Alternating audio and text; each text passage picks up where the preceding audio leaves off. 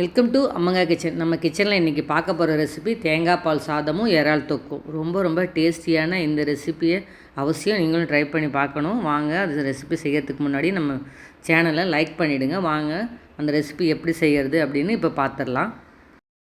தேங்காய் பால் சாதம் செய்கிறதுக்கு தேங்காய் பால் நம்ம நல்லா கெட்டி பாலாக புழிஞ்சு எடுத்து வச்சுருக்கோம்.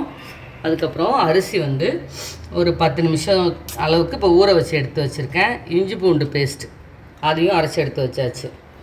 ஆனியனை கட் பண்ணி எடுத்து வச்சுருக்கோம். பச்சை மிளகாய் ஒரு 3 பச்சை மிளகாயை 2ஆக கீறி வச்சுருக்கோம். ஜாதிபத்திரி, பட்டை, கல்பாசி, பிரியாணி இலை இது எல்லாத்தையும் எடுத்து வச்சாச்சு.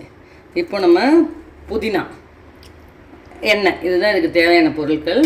வாங்க அதை எப்படி செய்கிறது, தேங்காய் பால் சாதம் எப்படி செய்கிறதுங்கிறத இப்போ நம்ம பார்த்துடலாம். இப்போ குக்கரில் நம்ம தாளிப்புக்கு தேவையான அளவுக்கு எண்ணெயை ஊற்றிடலாம்.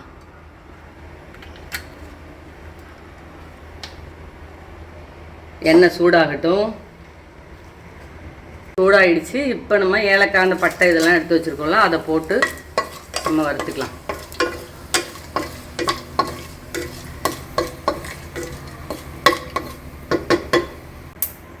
இப்போ பச்சை மிளகாய் கீறி வச்சுருக்கோம்ல, அதையும் சேர்த்துடலாம்.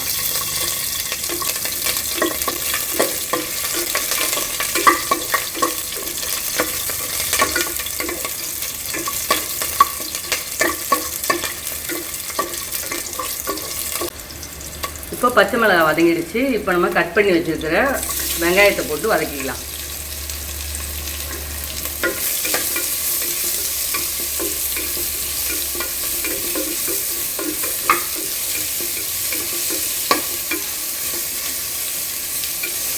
இப்போ ஆனியன் நல்லா வதங்கிடுச்சு. இதுக்கப்புறம் இஞ்சி பூண்டு பேஸ்ட்டை சேர்த்துக்கலாம். ஒரு 2 ஸ்பூன் அளவுக்கு இஞ்சி பூண்டு பேஸ்ட் சேர்த்தாச்சு. நல்லா வதங்கணும்.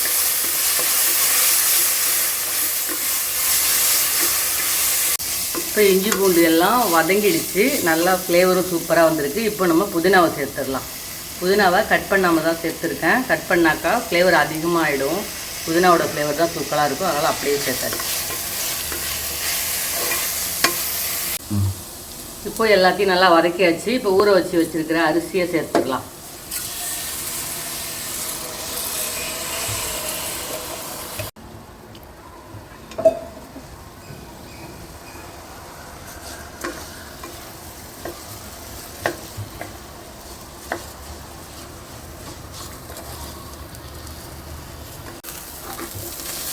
இப்போது அரிசி நல்லா வதக்கியாச்சு. இப்போது நம்ம ரைஸுக்கு தேவையான அளவுக்கு உப்பை சேர்த்துக்கலாம்.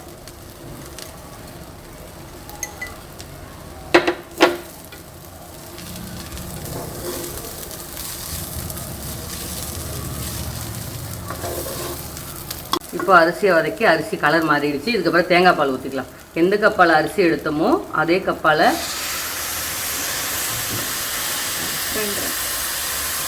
2.5 கப் தேங்காய் பால்.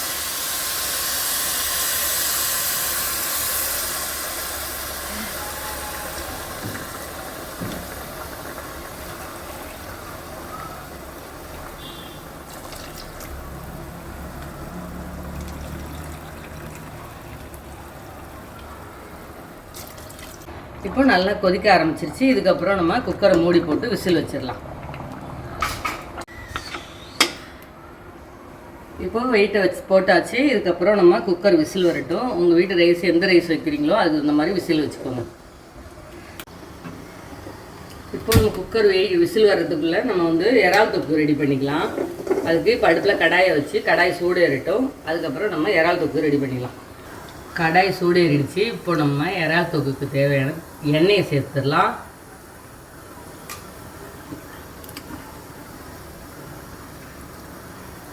தொக்குக்கு கொஞ்சம் தாராளமாக எண்ணெய் சேர்த்துக்கோங்க, அப்போ தான் நல்லாயிருக்கும்.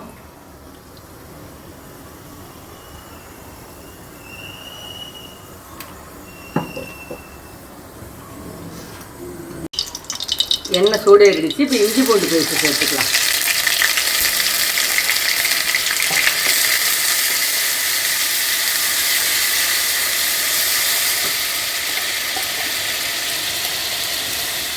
ஒரு 2 ஸ்பூன் அளவுக்கு இஞ்சி பூண்டு பேஸ்ட்டு. அது நல்லா வதங்கட்டும்.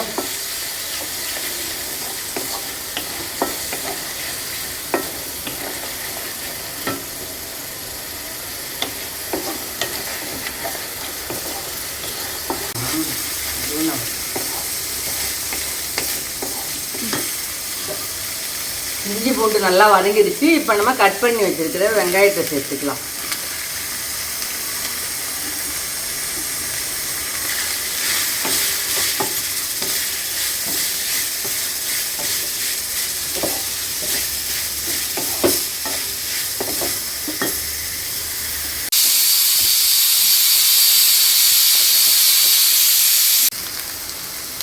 இப்போ வெங்காயம் நல்லா வதங்கிடுச்சு. இதுக்கப்புறம் தக்காளி கட் பண்ணி வச்சுருக்கிற ஒரு 3 மீடியம் சைஸ் தக்காளி அதில் சேர்த்து வைக்கலாம்.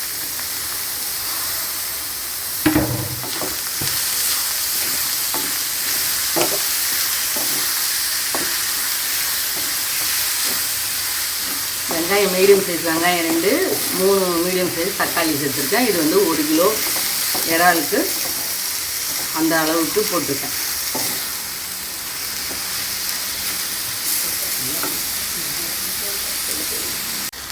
இப்போ வெங்காயம் தக்காளி எல்லாம் இஞ்சி பூண்டு பேஸ்ட்டு நல்லா வதங்கிடுச்சு. இப்போ நம்ம க்ளீன் பண்ணி வச்சுருக்கிற ப்ரான் சேர்த்துக்கலாம்.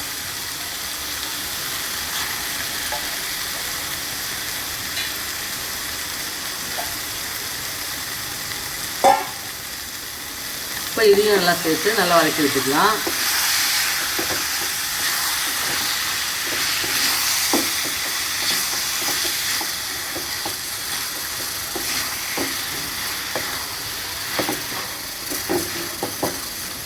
ஓரளவுக்கு நல்லா வதங்கட்டும்.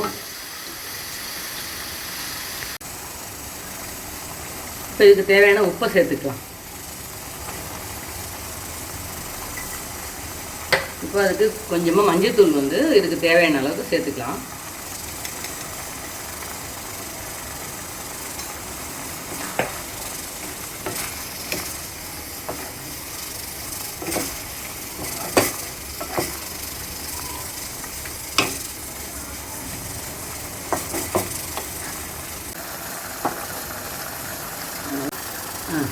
இப்போது நம்ம அந்த காரத்துக்கு சாம்பார் தூள் 1 ஸ்பூன் போட்டிருக்கேன்.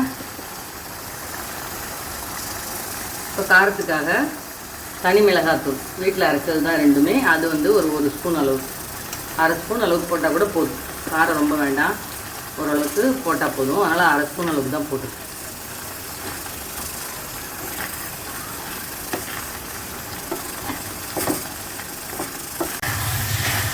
இப்போ எல்லாம் வதங்கி மிளகாத்தூள்லாம் இந்த வாசனை பச்சை வாசனைலாம் போகிற அளவுக்கு நல்லா வதக்கிட்டோம். குக் ஆகிடுச்சு.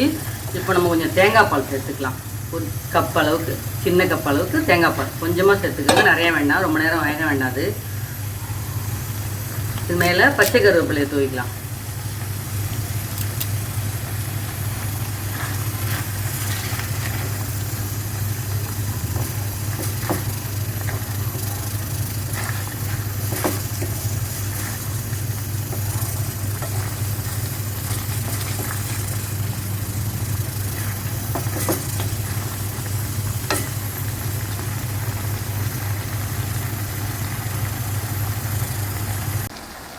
இது வந்து பட்டை, கிராம்பு, ஏலக்காய் 3யும் வறுத்துட்டு பொடி பண்ணி வச்சுருக்கோம். இப்போ அதை வந்து ஃபைனலாக சேர்த்துக்கலாம். ஃப்ளேவர் சூப்பராக இருக்கும். அதனால் இதை 3யும் வறுத்துட்டு அதில் சேர்த்துருக்கோம். தேங்காய் பால் சேர்த்துருக்கிறதால ருசி ரொம்ப சூப்பராக இருக்கும். டேஸ்ட்டு வேறு லெவலில் இருக்குங்க.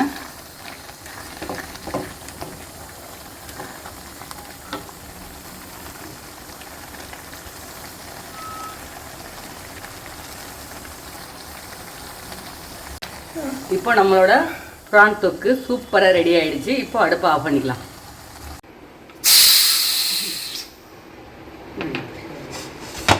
இப்போ குக்கரு ரிலீஸ் ஆகிடுச்சு. இப்போ நம்ம ஓப்பன் பண்ணி பார்க்கலாம். ஒரு சூப்பரான தேங்காய் பால் சாதம் அருமையாக ரெடி ஆகிடுச்சுங்க. அவ்வளோதான், இது அப்படியே சூப்பராக ரெடி ஆகிடுச்சு. நல்ல சூப்பராக ஒரு ஃப்ளேவரோட தேங்காய் பால் சாதம் ரெடி ஆகிடுச்சு. இதை அப்படியே பிளேட்டுக்கு மாற்றிட்டு இது கூடவே நம்ம ரெடி பண்ணி வச்சுருக்கோம்ல இறால் தொக்கு, அதையும் அப்படியே சைடில் வச்சு சாப்பிட்டா டேஸ்ட்டு வேறு லெவல் இருக்குங்க. ஒரு சூப்பரான தேங்காய் பால் சாதம், இறால் தொக்கு ரெடி. இதே மாதிரி நீங்களும் ட்ரை பண்ணி பாருங்கள். ட்ரை பண்ணி பார்த்துட்டு எப்படி இருக்குன்னு கமெண்ட்டில் சொல்லுங்கள். நம்ம அம்மங்கா கிச்சனை லைக் பண்ணுங்கள், ஷேர் பண்ணுங்கள். நன்றி, வணக்கம்.